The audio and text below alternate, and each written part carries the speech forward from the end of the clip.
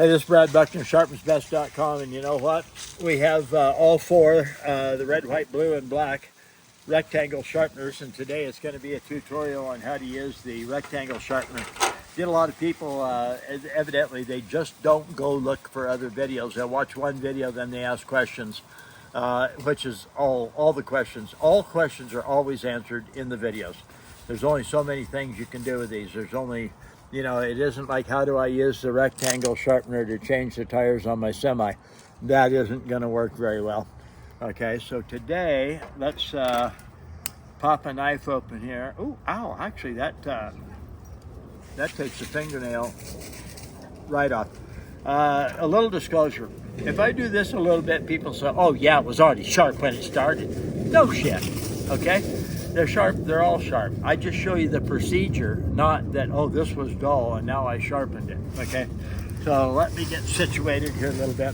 I'm gonna lay it down like this with the V extended over the table a little bit. Oops, down. Dip it in snake oil. All right, yeah. Actually, it fell in the snake oil. I gotta shake some of the snake oil off, okay? So we're gonna take the knife, okay?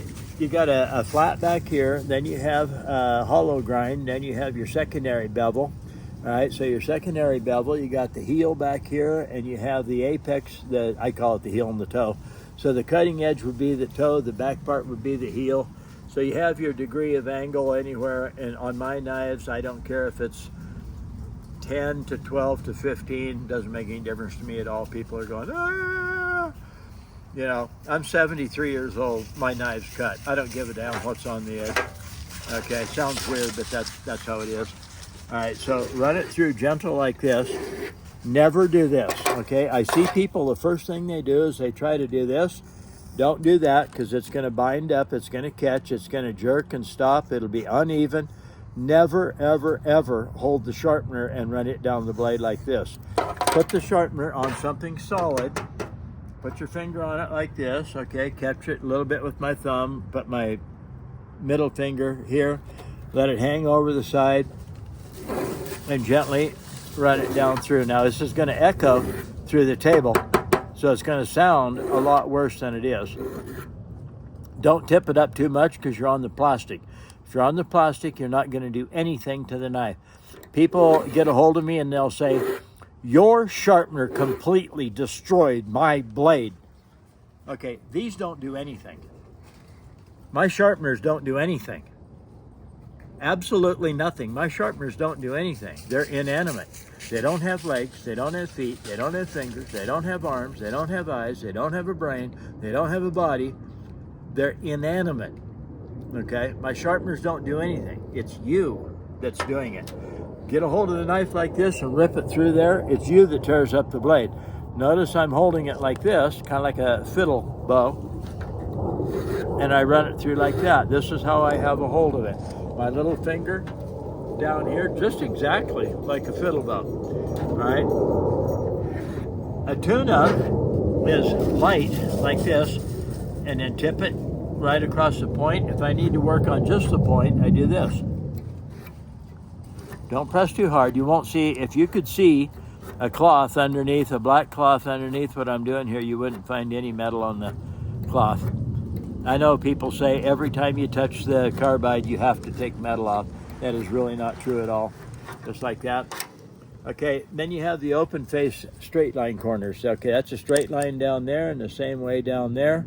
So you have a corner here and a corner over there. So it's flat, flat, flat, corner here, corner there.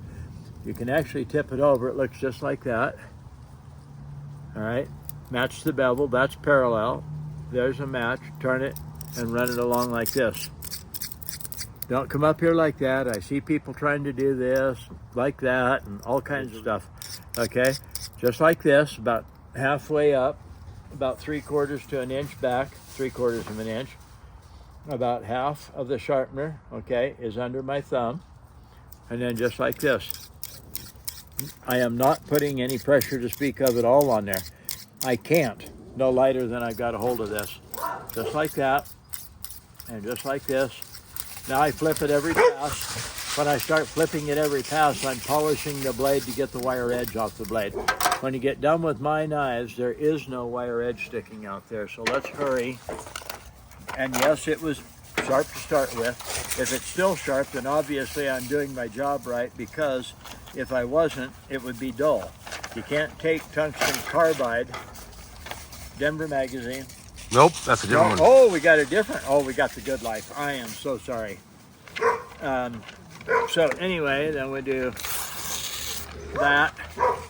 And we take the corner like this, and we start up here. We're going to go almost parallel with the finger coming out. We give it a little touch like that. All right.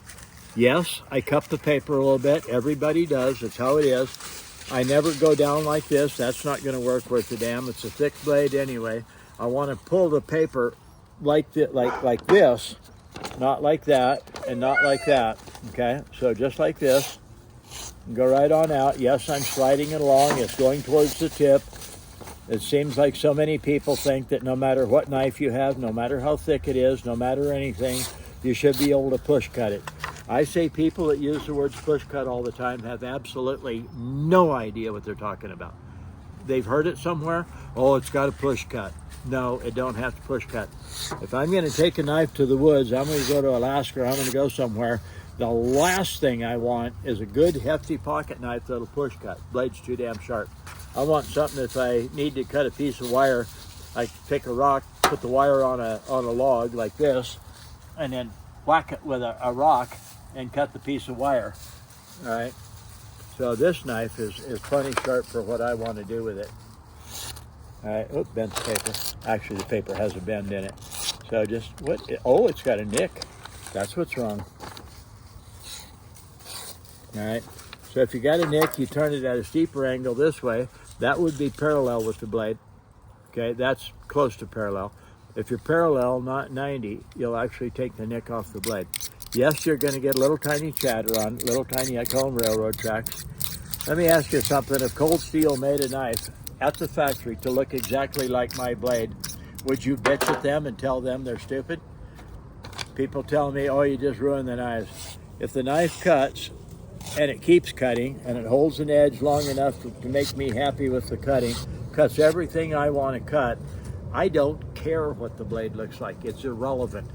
Totally irrelevant. I actually think the little tiny serrades makes it cut better anyway. So this is Brad Buckner, sharpensbest.com. That's a tutorial on how to use the rectangle sharpener. And whether it's red, white, or blue, or black, it's the same exact thing. It's just the plastic that's different color. Talk to you later.